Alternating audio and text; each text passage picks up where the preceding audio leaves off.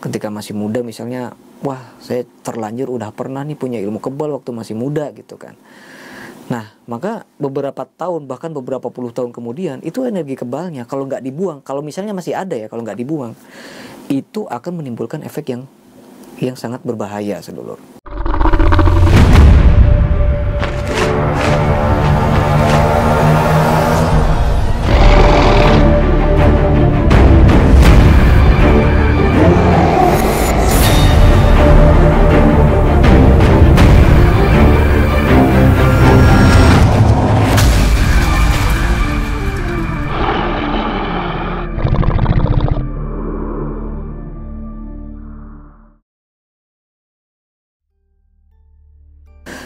Assalamualaikum warahmatullahi wabarakatuh. Ketemu lagi dengan saya Ki Bagus Purwas.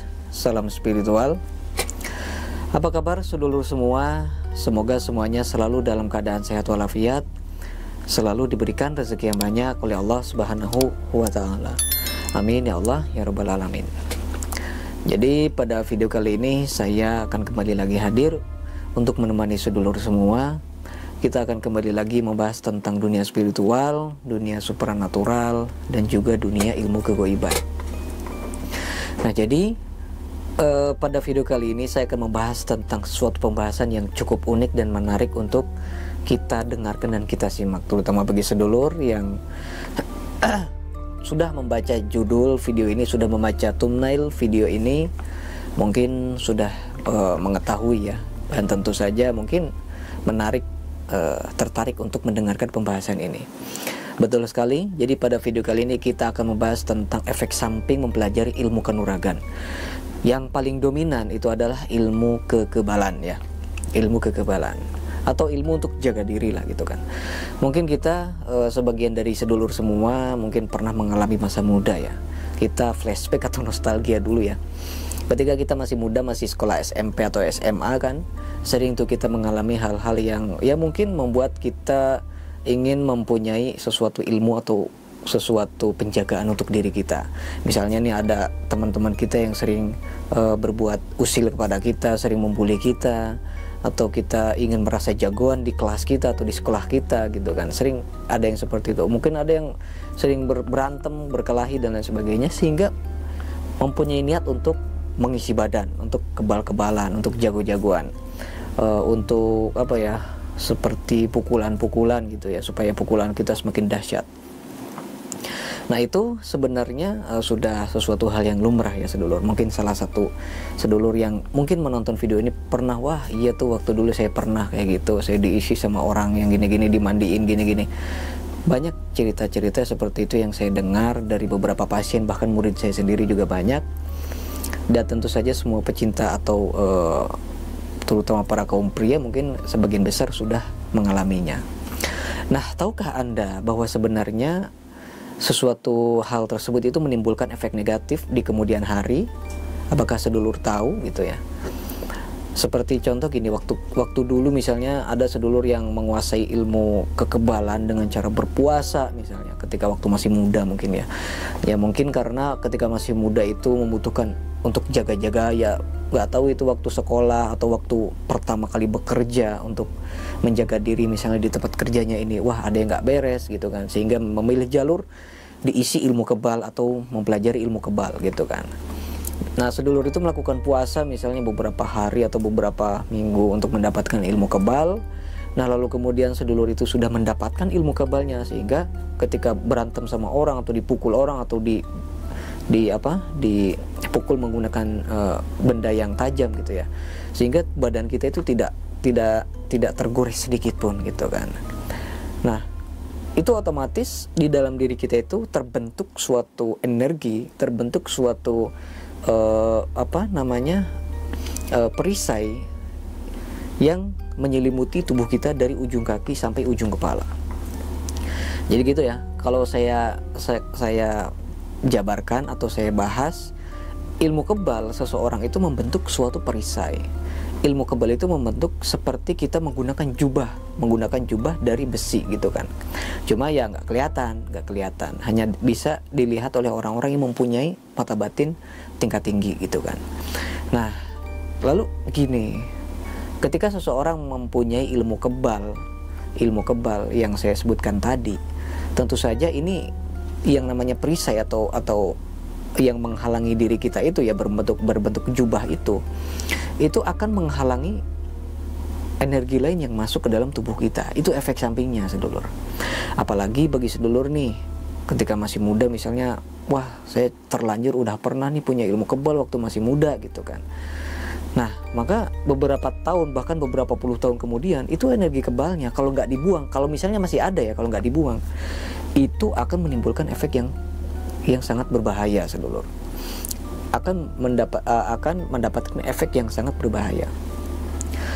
Jadi energi perisai itu akan selalu ada sampai bahkan kita misalnya berumur 30, 40, 50 itu akan masih ada kalau tidak kita buang ya, kalau tidak kita buang. Karena kan mungkin waktu dulu udah nggak dipakai lagi, misalnya kita udah pensiun dari pekerjaan, kita udah nggak berantem lagi, kita lupa atau gimana, mungkin kita merasa mungkin dulu yang waktu pernah saya diisi itu udah hilang gitu kan, atau misalnya dulu yang waktu saya puasa itu udah nggak berfungsi lagi. Jangan salah, itu masih ada, sedulur. Sebagian besar orang yang mempunyai ilmu kebal sampai sekarang itu masih ada energinya. Dan yang lebih parahnya lagi, itu energi itu akan membentuk suatu perisai yang akan menghalangi rezeki kita untuk masuk ke diri kita. Makanya ada tuh orang yang belajar ilmu kanuragan, kok tiba-tiba waktu dia itu udah tua, kok tiba-tiba rezekinya terasa seret, kok jodohnya susah gitu kan, kok ketika bergaul itu selalu diberikan kesusahan, ketika melamar kerja sering ditolak. Itu sebagian besar diakibatkan karena energi kerejekian di dalam tubuh kita itu terhambat.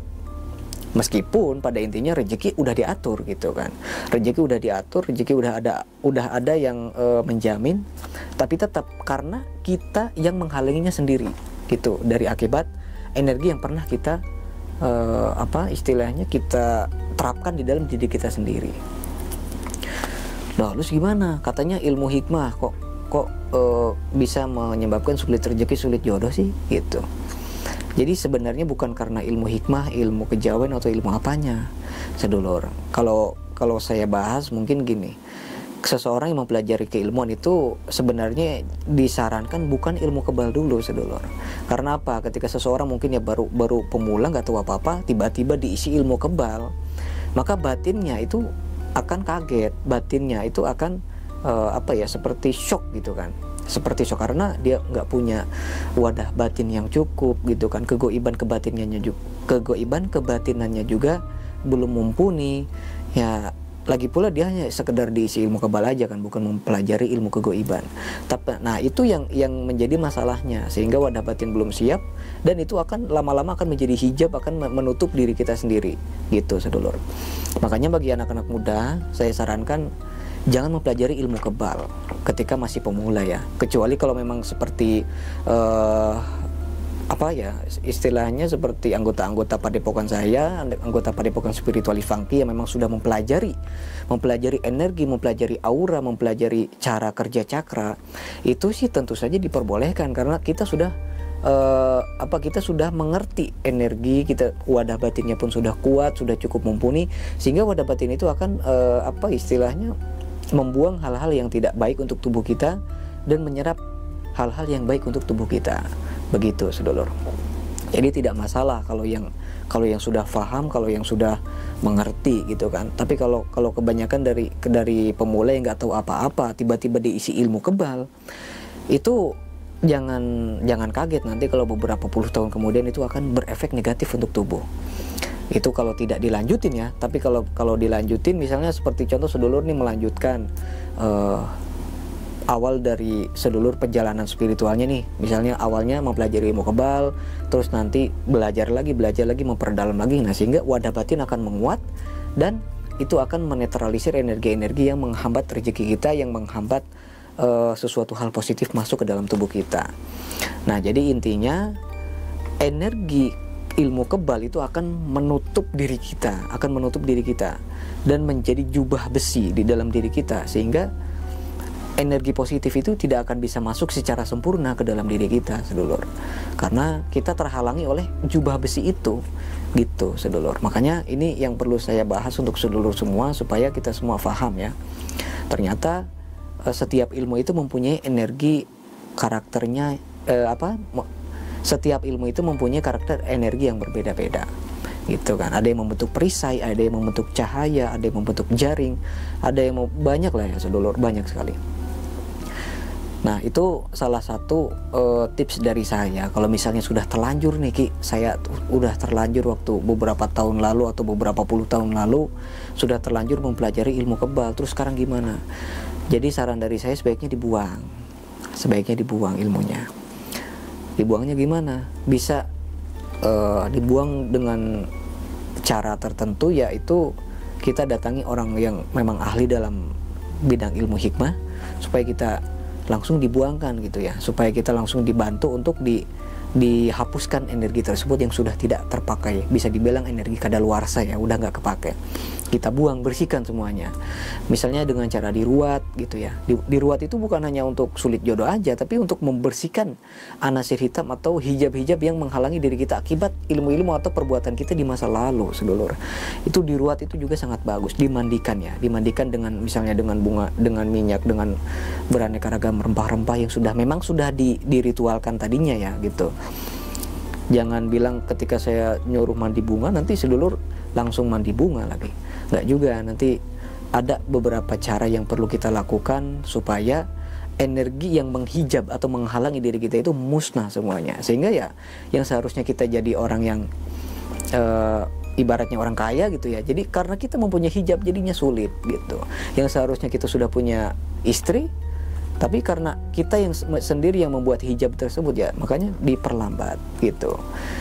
Ya sebenarnya semua itu sudah diatur sebenarnya. Tapi ya wallahu a'lam bishawab, kita pada pembahasan video kali ini membahas tentang energi ilmu kebal gitu ya. Nah ini semoga bermanfaat untuk semuanya dan semoga menjadi wawasan untuk kita semua. Semoga bermanfaat ya. Saya Ki Bagus Purwas. Assalamualaikum warahmatullahi wabarakatuh.